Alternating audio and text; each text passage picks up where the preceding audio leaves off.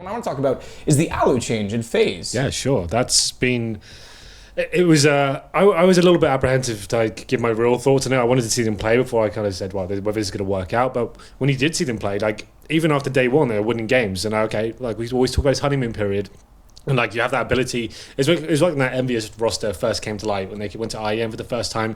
There wasn't too much method to the madness. They were just completely lights out in terms of the skill, and they were running very default approaches and stuff. But it's not really the case with FaZe from what I've seen so far. He seems to slot into that roster really nicely. Like they needed that superstar or potential. I feel like Fox. Like I feel like he got a bit too much stick for his performances. I think he was always a good player. He was never ever going to be a top 10 AWP or anything like that, but he did enough to say like it's fine, right? But Allu coming in, it seems to have revitalised the lineup, and they actually look strong right now. What are they like 5-1 in probably dropped one map so far. Yeah, 7-1. 7-1. Yeah, they got 2-1 last night. That's right. Yeah. So that's kind of nuts. And like from a team that's been mediocre at best, like just about in the top 10, and never really having consistent results. This is looking like they're refreshed and they're ready to go.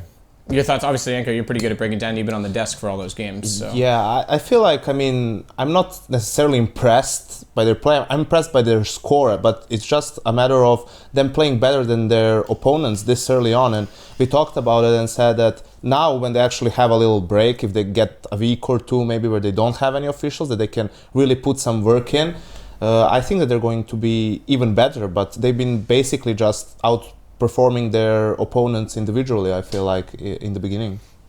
Yeah, it's a nice overall package, I think. I'm really excited to see what they can actually bring to a LAN environment. I think that's going to be the real test. Obviously, we always say that online CS, very unpredictable. It's hard to really gauge where they're at with this break coming in. It seems like one of the teams that hasn't been heavily affected by it. We'll kind of go on a bit further into the other teams, but some of them are looking very poor. Just in terms of like the fundamentals there, in terms of the approach to the map, is just landing shots and actually having the crossfires and that kind of synergy. It seems like there's definitely some rust that needs to be shaken off before they can actually start digging their heels into this actual CS landscape.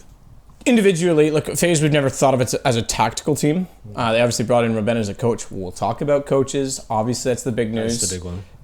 Hence why 1K is here. We want to get his opinions as well. Look, individually, they're playing excellent. AZ, I don't think has hit the level of clues yet, but Jacob was top fragging. The thing that I've noticed as well is Allu's getting aggressive on this team. Is that going back to more the mouse sports era when he was playing and they had, kind of gave him that freedom? Because at NIP, I don't really think they ever did. Yeah, I think that's the way Allu wants to play in general. I think that at NIP he was kind of held back a little bit simply because, he was willing to sacrifice that for what the team wanted from him, but maybe wasn't utilized in the best way. Probably one of the reasons why he decided to leave the team. So now he can, do what he's comfortable with, and I think that's one of the main reasons, as Henry pointed out, why he has been performing better than we've seen from him. I think they brought him in, they said to him, look, we obviously want you in the team, we want you to be comfortable, we want you to have the roles you want to do, and you can see it, like when he gets decent spawns, like on maps like Cash, for example, he's going to Squeaky Door, he's going to A main, he's going towards B storage, he feels happier, it's a risk obviously obviously you could die, and it's a little bit of a high risk, high reward sort of situation, but he's hitting most of these shots, he actually looks like he's actually confident in his ability. Like I feel like in NRP, there's so much pressure on his shoulders, right? He's the only Finn in the lineup, he's like the newest standing member when Fifth Flaren left and all that stuff, or Michael Ellie left, and it was a really difficult time for him, I think. I think that's an interesting point as well. When you're the fifth member of NIP after a roster change, and they weren't on their 87 and outs here, but they were still coming off of success, winning a major not too far forward of that or previous to that before Flaren left.